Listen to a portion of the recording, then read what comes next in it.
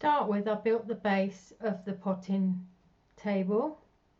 I used some stakes that I had left over from building the garden table outside. They're 4-inch stakes cut to 28 inches each. 2 projects and no wood wasted. I used this length of pallet as the front of the table, and I attached the post to each end in the corner as shown in the picture. I did use nails just to keep the frame together at first. I cut this length of timber into 3 parts so that it would form the side piece of the table, and of course butted it up and nailed it to the side, and that really was the coming to of the base of the table. Filling the ends on, the base was now complete. So basically I've put the frame together. Now this front part was already, you know, part of an old pallet, so I haven't had to do much with that. And these posts that are on there, they were already on there, so I've just left them really, doesn't matter. In the corners, these are 4-inch garden posts. Now I bought 4 of those when I made the garden table, so this is just the leftover, the bottom part. So they've come in handy really. So basically, yeah, I made these corner bits.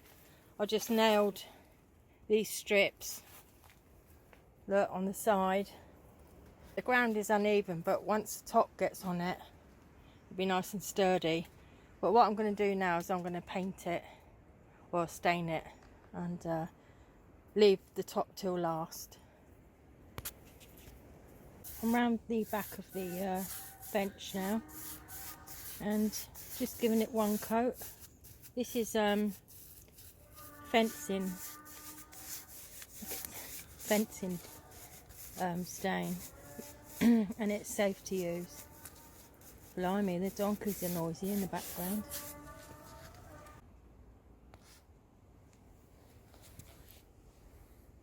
So I'll just show you from behind. So there's the fence posts. That was already attached to the timber that I used, so it's there. So that's the side bit, and you could use any timber, I suppose. I think that's about, this timber here is about 4 by half inch, but you could use whatever timber you got really. So luckily I had that long piece that I didn't have to do anything with. So there's the post, and there's the other side. That wire is part of the polytunnel, it's not part of the bench. So yeah, and like I say, those posts were leftover bits from the garden table that I made, so they come in handy really to reuse. So I'll show you when I finish painting it. Okay, so I finished, like I say, doing the back part of the bench. Now when I'm making anything, I'm not that fussy. I'm not like a carpenter by far, but I just go by what I think, you know, and it always turns out all right. The best thing I think though is, if you're going to make a bench, is to go by the size of the table. Make the tabletop first, and then go by make the bottom bit after. I already knew that I had a 7-foot pallet out there that had a top, so I made a 6-foot base that has a bit of overhang each end, not much, but I've turned the long pallet, the 7-foot pallet that I had out the back there, upside down. What I'm doing is sawing off the pieces of wood like this that are in between on all of them, but I'm leaving the blocks and hoping I can get away without taking them off. So that's what I'm doing now. Now it's probably highly unlikely maybe that you might not be able to pick up one of these pallets like this. I've taken all the bits off in the middle I was talking about, but you could actually do it like that. You could buy a sheet of this is plyboard, and you know, put some wood long ways just to strengthen it up like that, all the way along the edge and across, and that could be your top. I'm hoping now that I can get away without taking these off.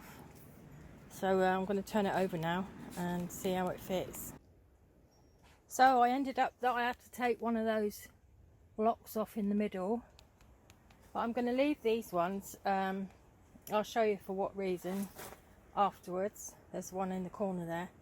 Now this is a little bit damp where it's been outside, so what I'm going to do first, I'm just going to roughly sand it and then leave it to dry out a bit. Okay, so I'm thinking about now putting the dirt in the top, you know, in one of the bowls so it's sunk into the table. So what I've done is this is like what I was using to bring on the seed things. I've got lots of them, so it doesn't matter. So what I've done is drawn right around the edge of that, but that would be too big if I saw that hole. It wouldn't hold this because there's this little lip here. So what I've got to do is measure that bit there, and that would be drawing another line which was behind this main line, so then it would sit in and this lip would keep it in. So that's what I'm going to do, and also, you know, measure around the side. It should all be the same, but better double check. So I'll be drawing a line on the inside. Okay, so when I measured that around that lip of that thing, it was 1/2 inch, and luckily these plant labels are 1/2 inch, so I was able to go around like that and draw all the way around. It looks a mess from here, but I know where my lines are. So yeah, so I'm going to drill a hole in the middle and then use the jigsaw to cut it out. You'll have to excuse the mess in this polytunnel, but it'll all be alright in the end. Anyway, I've sawn the hole out, and I'm just hoping that it fits, so let's try it.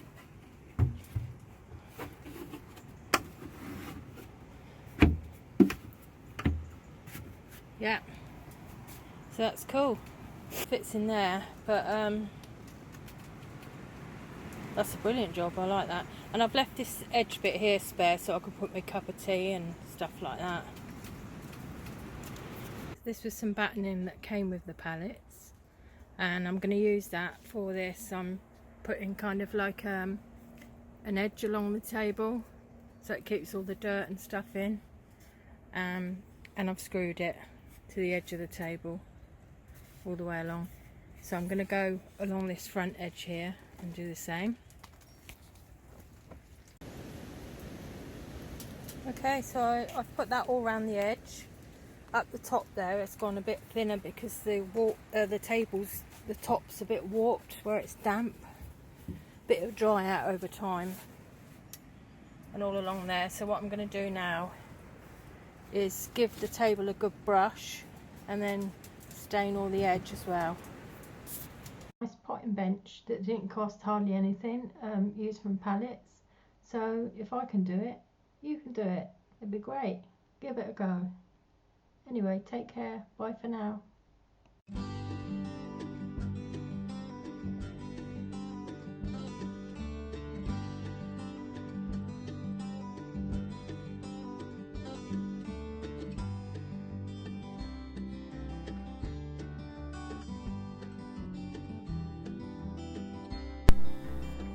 Why not come and join me on Facebook or Instagram?